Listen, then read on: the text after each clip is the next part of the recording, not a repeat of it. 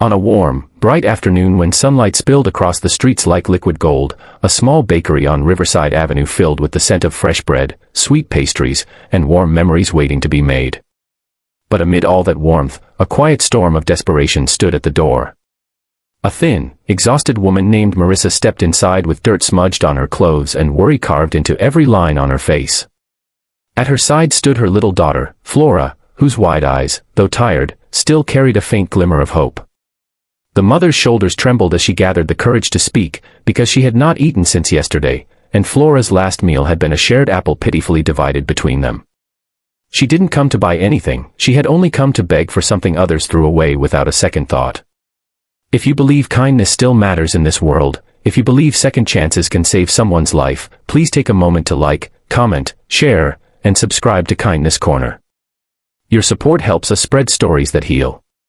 Inside the bakery, everything felt painfully luxurious to Marissa, rows of fresh loaves stacked neatly, pastries glazed like jewels, cakes decorated as if for royalty.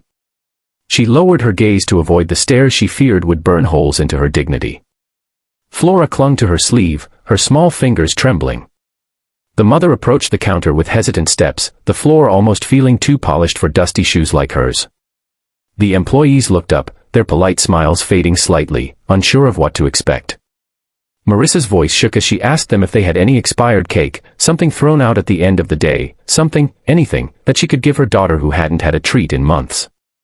But what she didn't know was that someone else stood in the bakery, watching closely.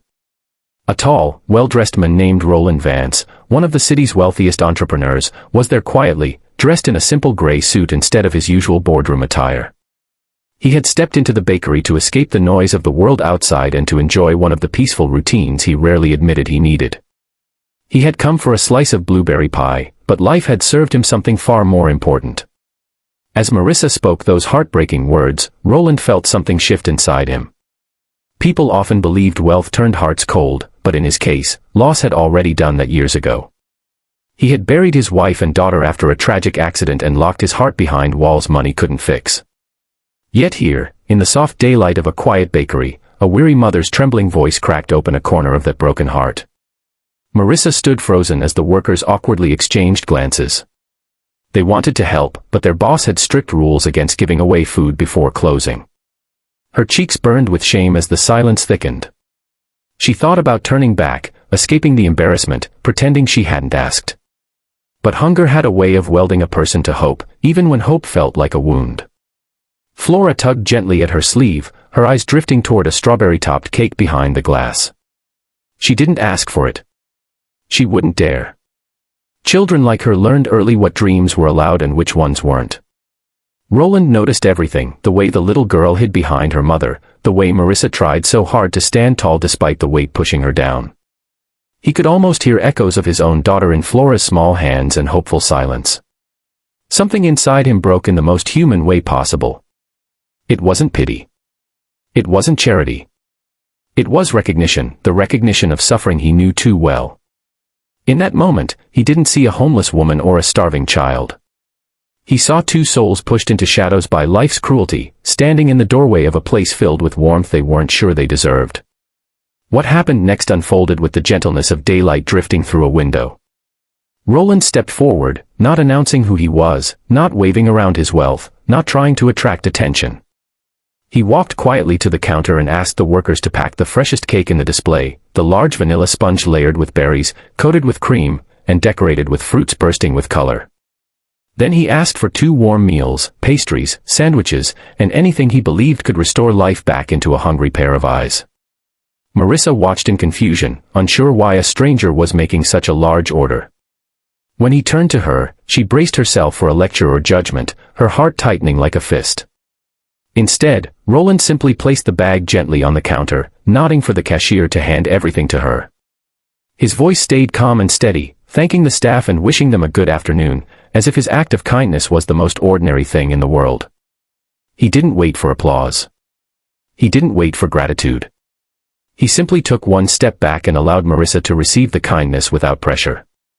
But when her trembling hands reached for the bag, her eyes filled with disbelief, and she broke down in a way she'd been holding back for months.